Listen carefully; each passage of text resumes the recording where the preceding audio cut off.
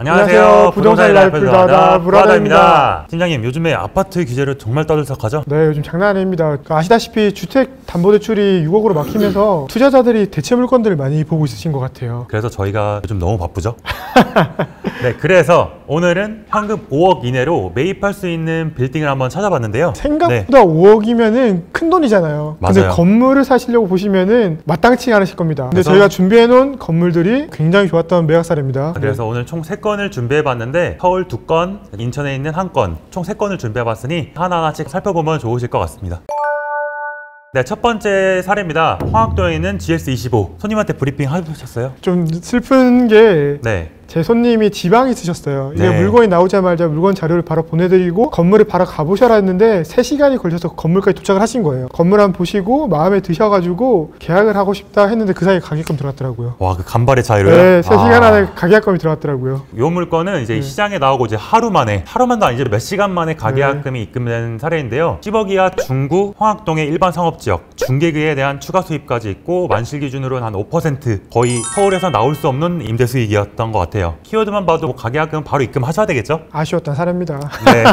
물건 개요입니다. 서울 중구 황학동 1636번지였고 매매 금액은 9억 8,500이었고 만실 기준으로 거의 5% 수익이 나왔던 건물입니다. 건물이 노후화되어 있긴 하지만은 메리트 있던 점이 이제 옥상 보시면은 중개기 추가 수입과 건축물 대장상 지하 1층이 지상처럼 보이시는 것처럼 노출되어 있어요. 네, 건물이 낮은데 원래 저런 데 건물에는 중개가 잘 안 들어가잖아요. 근데 맞아요. 저 건물에는 중개가 있어가지고 부수적인 수입이 가능했던 건물입니다. 입지도 좋아요. 본 건물이 위치한 입지는 이제 신당역, 중앙시장, 황학동 이제 메인 거리와는 좀 거리가 있는데요. 상권이 좀 활발한 곳은 아니지만 인근 오피스텔 개발로 조금씩 이제 발전되고 있는 상권 중에 하나예요. 저기가 요즘에 개발도 많이 하고 힙당동이라 그래가지고 유동인구 유입도 굉장히 활발해지는 곳입니다. 또한 이제 상업지역에 위치하고 있어서 이제 개발 시장이 좀 좋아지게 된다면은 인근 필지와 함께 개발에 대한 수요도 충분히 이제 가능한 입지라고 보여집니다. 네, 아무래도 상업지역이다 보니 오피스텔로 충분히 개발이 가능하죠. 네, 매도인분이 이제 고령이셨는데요. 연세가 굉장히 많으셨더라고요. 맞아요. 이제 39년생이셨어요. 최초 이제 본 건물을 매입하시고 대대손손 물려주시려고 이제 매입을 하셨던 것 같은데 이제 부득이하게 건강상의 이유로 이제 과도한 욕심 없이 좀 빠르게 매각을 결정하셔서 매각을 진행하신 케이스라고 좀 보여집니다. 결국 중요한 건 내가 얼마가 있어야 이 건물을 매입할 수 있을까가 중요한데요. 네. 그래서 저희가 자금 조달 스케줄표를 짜봤습니다.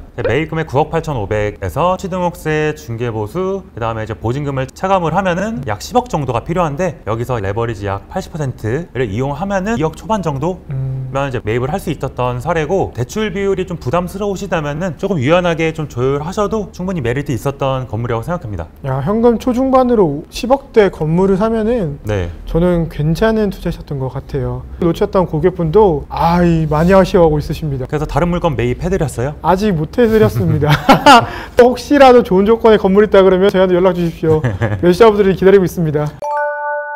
다음 사례입니다. 고척동에는 H빌딩. 이것도 좋았던 사례죠. 구로구 투자 어떻게 생각하세요? 구라 그러면은 네. 그 투자자분들이 좀 보수적으로 보시는 성향들이 있으신 것 같아요. 하지만 요 건물 괜찮습니다. 각 지역마다 상권이 좀 형성되어 있는 곳을 좀 공략한다면은 좀 괜찮은 투자를 좀 하실 수 있을 것 같고 좀 10억대 매각 사례 중에서 핫했던 사례였던 것 같아요. 최초 이제 18억부터 시작해서 최종 15억 5천까지 조정되면서 빠르게 거래된 사례입니다. 8억에서 15억 5천까지면 많이 깎였네요. 네, 맞습니다. 네, 물건 개요입니다. 이제 서울 구로구 고척동 52에 241번지였고요. 매매 금액은 15억 5천이었고 임대 수익이 4% 중후반이었어요. 네. 지금 보면은 정말 메리트 있는 건물인데 당시에는 이 구로구라는 것 때문에 좀 저평가됐던 것 같습니다. 그리고 이제 건물을 보시면은 이제 승강기는 없지만 이제 리모델링까지 이제 해두었고 음식점, 사진관, 이제 카페 등 이제 임차 업종들도 이제 적재적소에 잘 맞게 들어가 있는 게 장점이었던 것 같아요. 건물에 근생이 잘 들어가 있는 거 봐서는 그만큼 상권이 좋다는 거거든요. 입지도 지하철역과는 거리가 있지만 인근 동양미래대학교와 키움 히어로즈의 홈구장인 고척 스카이돔이 좀 위치해 있어서 계약 시즌이나 야구 시즌이 되면은 기존 유동인구보다 정말 활발해진 상권 중에 하나예요. 저는 이제 개인적으로 야구를 좋아하거든요. 네. 고척 스카이돔이 인근에 먹을 데가 없어요. 야구가 끝나면은 도로를 건너가지고 저 상권으로 들어오십니다. 그럼 야구 끝나는 시간 되면은 저기에 사람들이 바글바글 하세요. 그러면 이게 잠실 야구장의 그 잠실 세내와 같은 그런 그런 느낌인 느낌인 거네요. 거예요.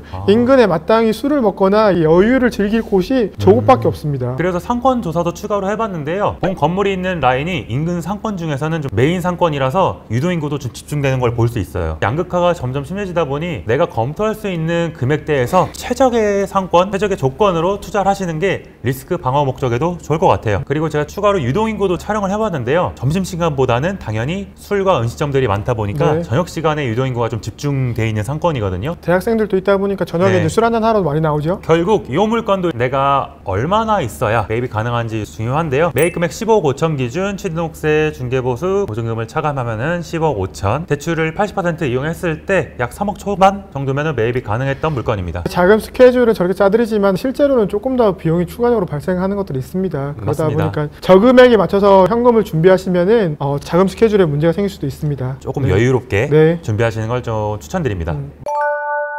마지막 사례입니다. 인천에 있는 동영빌딩입니다. 저는 개인적으로 네. 되게 건물같이 생긴 건물이라 가지고 굉장히 좋았어요. 저도 현금 있었다 그러면 이런 거 한번 매입해 보시는 것도 나쁘지 않다 생각을 했었습니다. 10억대 이제 건물다운 건물이었던 사례인데요. 인근 1만 세대 대단지 아파트 배우 세대를 끼고 있고 또 10억대인데 승강기도 있었던 건물이에요. 저게 너무 메리트 있었던 것 같아요. 근데 만약에 같은 규모로 서울에 있었다면 한 30억 정도의 규모였지 않을까 근데 예상돼요. 30억대 서울에도 엘리베이터 들어가 있는 건물이 거의 없습니다. 맞아요. 물건 개요입니다. 인천광역시 남동구 9월동 125의 1번지 건물이었고요. 매매 금액은 15억 5천. 이것도 임대 수익률이 4% 중후반 정도 나왔던 건물입니다. 그래도 인천까지 가니까 땅이 그래도 한 50평 정도는 되네요. 승강기가 있었던 장점도 네. 있고요. 주변에 대단지 아파트 배우 세대가 있다 보니까 인근 임차 업종들도 대다수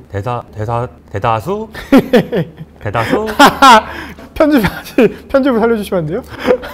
학원이나 독서실 등으로 주로 임차 구성이 되어 있어요. 옆에 보니까 옆 건물도 임차 구성들도 다 학원이 많이 들어가 있더라고요. 그래서 본 건물도 상부층에는 대다수 학원이 임차해 있고 지하 1층과 1층은 매도인분 직접 카페를 운영하고 계셨어요. 그런데 내가 요거를 매도를 하고 당연히 나가야 되는 건데 그렇게 되면 임대 수준이 거의 반 가까이가 줄어들다 보니 대출에 대한 리스크가 분명히 있었을 거예요. 그래서 매도인분과 리스백 조건으로 좀 협의를 해보시지 않으셨을까 생각이 들어요. 저는 개인적으로 이 건물을 좋게 봤던 이유가 네. 건물에 엘리베이터가 있는 게 무조건 장점이고요. 그 상부층에 학원들이 있다 보니까 학원들은 쉽게 자리를 잡으면은 쉽게 다른 건물로 이전을 잘 못하세요. 맞아요. 그러다 보니까 안정적으로 임대료를 확보할 수 있는 장점이 있었고요.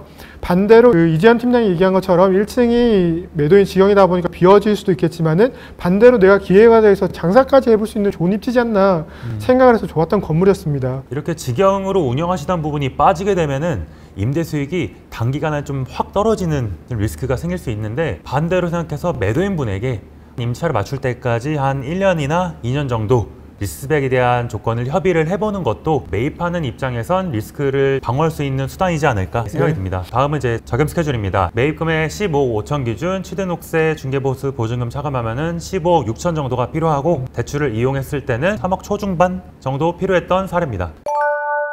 네, 이상 3건 정도 다 맞춰왔는데 팀장님 좀 어떠셨어요? 실제로는 5억 없어도 건물 살 수 있네요. 맞아요. 결국에는 5억 이내로 투자 가능하지만은 저는 좀 여유롭게 레버리지 비율도 조금씩 조율하면서 매입을 검토하셨으면 좋겠습니다. 5억 이내로 투자하시는 분들은 대부분 정말 영끌이라 그러죠. 자산을 네. 갖다 쓰시는 분들이다 보니까 여유 자금을 확보해 두시라고 저희가 5억 정도로 가이드를 잡아드렸고요. 5억이 없더라도 건물은 살 수 있지만은 생각보다는 좀 어렵다. 그래도 할 수는 있다. 할 수는 있다. 네, 용기를 드리고 싶었습니다.